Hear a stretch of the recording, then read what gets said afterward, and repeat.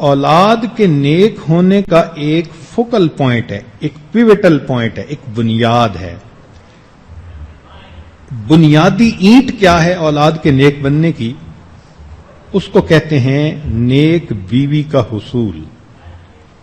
نیک بیوی کو تلاش کرنا نیک اولاد حاصل کرنے کی بنیادی اینٹ ہے۔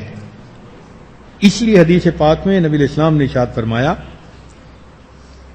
کہ لوگ اپنی بیوی کو پسند کرتے ہیں حسن و جمال کی وجہ سے، مال اور منال کی وجہ سے، نسب کی وجہ سے اور نیکی کی وجہ سے۔ تو تم اپنی بیوی کو نیکی کی بنا پر پسند کرو، اس لیے کہ جب دیوار کی پہلی اینٹ ٹھیک ہوتی ہے تو وہ دیوار سریا تک بھی اونچی چلی جائے تو وہ سیدھی رہا کرتی ہے، اور پہلی اینٹ ہی ٹیڑھی ہو تو دیوار کبھی سیدھی ہو ہی نہیں سکتی۔ اب آج کل کے نوجوان فقط شکل و صورت کو دیکھ کے شادیاں کرتے ہیں، ماں باپ سمجھاتے بھی ہیں کہ تمہارے لیے یہ مناسب نہیں، لیکن ایسا بھوت سوار ہوتا ہے سر کے اوپر کہ کہتے نہیں شادی تو یہیں کرنی ہے۔ جو بچی دین سے واقف نہیں، دین پڑھی ہوئی نہیں، یہ کل کو جب ماں بنے گی تو اپنی اولاد کو کیا تربیت دے سکے گی؟ اس لیے نیک اولاد حاصل کرنے کا بنیادی نقطہ نیک بیوی کا حاصل کرنا۔ ابن عساکر نے عائشہ صدیقہ رضی اللہ تعالیٰ عنہ سے روایت کی کہ نبی علیہ السلام نے ارشاد فرمایا تم اپنے نطفے کے لیے اچھی جگہ کا انتخاب کرو۔ نبی علیہ الصلوۃ والسلام نے قریشی عورتوں کی تعریف فرمائی، فرمایا کہ قریش کی عورتیں اولاد پر بہت شفیق ہوتی ہیں اور اپنے خاوند کی خوب دیکھ بھال کرتی ہیں۔ تو معلوم ہوا کہ شادی کے وقت اس بات کا خیال کرنا چاہیے کہ یہ آنے والے وقت میں اچھی ماں بن سکے۔ حضرت جابر رضی اللہ تعالیٰ عنہ نے شادی کی، نبی علیہ الصلوۃ والسلام کو ملنے کے لیے حاضر ہوئے، پوچھا کہ جابر تم نے کس سے شادی کی، باکرہ سے یا سیبہ سے، یعنی کنواری لڑکی سے یا کسی شادی شدہ عورت سے؟ انہوں نے کہا جی کہ میں نے شادی شدہ عورت سے شادی کی۔ فرمایا کہ تو باکرہ سے شادی کرتا، وہ تیرے ساتھ کھیلتی تو اس کے ساتھ کھیلتا۔ تو انہوں نے آگے سے جواب دیا، اے اللہ کے حبیب صلی اللہ علیہ وسلم، میرے والد کی وفات ہو گئی اور چھوٹی عمر کی میری بہنیں ہیں، اور مجھے اچھا نہیں لگا کہ بہنوں کی عمر کی میں بیوی اپنے گھر لے کے آؤں، میں ایک میچور عورت کو لے کے آیا جو میری بہنوں کا خیال رکھے گی۔ تو ان کی اس بات پر اللہ کے محبوب صلی اللہ علیہ وسلم نے خوشی کا اظہار فرمایا۔ اس لیے جو شخص یہ چاہے کہ اولاد نیک ہو، پہلا قدم یہ کہ وہ نیک بیوی کو ڈھونڈے، پھر اولاد کا نیک بننا آسان ہوگا۔ باپ جتنی مرضی کوشش کر لے، جب تک ماں اس کا ساتھ نہ دے اولاد نیک نہیں بن سکتی۔ خاوند بچوں کو سمجھا سمجھا کے جاتا ہے، یہ کرو یہ کرو، یہ مت کرو یہ مت کرو، اور جب 1 گھنٹے کی نصیحت کر کے گھر سے نکلتا ہے تو پیچھے ماں بچوں کو کہہ دیتی ہے تمہارے باپ کا تو دماغ خراب ہے۔ اس ایک فکرے نے 1 گھنٹے کی وعظ و نصیحت کو دھو کے رکھ دیا، اولاد کیا نیک بنے گی؟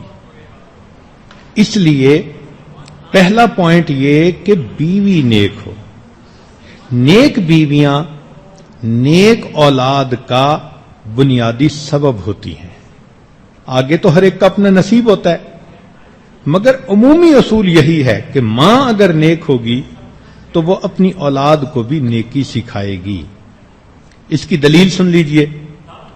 7ویں صدی ہجری میں جب تاتاریوں نے حملہ کیا اور مسلمانوں سے انہوں نے تخت و تاج کو چھین لیا، تو مسلمان اتنے کمزور تھے دفاعی اعتبار سے کہ کچھ بھی نہ کر سکے.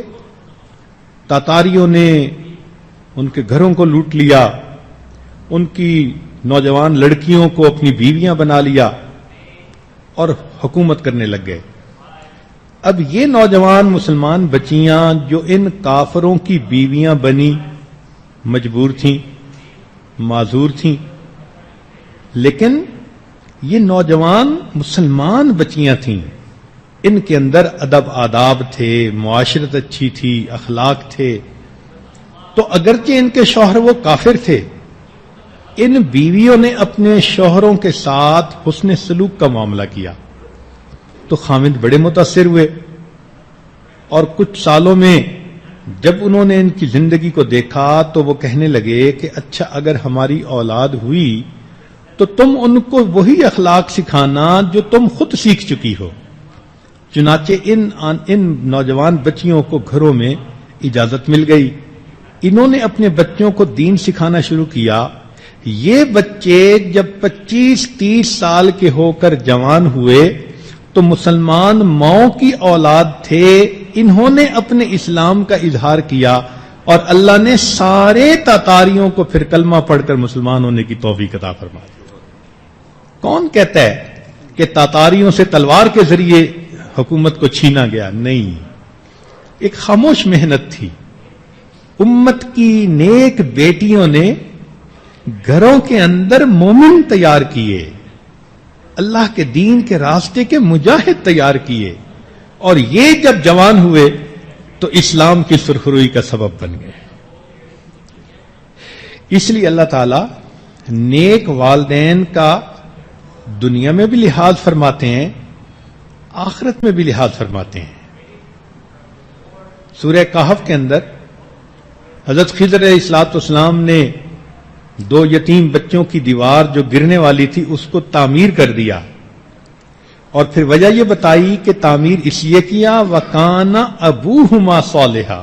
دیکھیں اللہ تعالیٰ ان یتیم بچوں کا لحاظ فرماتے ہیں کہ ان کے باپ نیک تھے. تو نیک ماں باپ کا لحاظ دنیا میں بھی اور نیک ماں باپ کا لحاظ آخرت میں بھی. وہ کیسے؟ کہ اولاد قیامت کے دن پہنچے گی، اپنی طرف سے نیکی کی کوشش کرتی ہوگی مگر ماں باپ کے درجے کو نہیں پہنچ سکے گی. تو اللہ تعالیٰ فرمائیں گے کہ اچھا تم چونکہ فلاں کی اولاد ہو اور تم نے کوشش کی، چلے ہم تمہارا حشر انہی کے ساتھ. والذین آمنوا واتبعتہم ذریتہم بایمان الحقنا بہم ذریتہم. دیکھا قرآن مجید نے مہر لگا دی کہ اللہ تعالیٰ ایسی اولادوں کو ماں باپ کے ساتھ ملحق فرما دیں گے.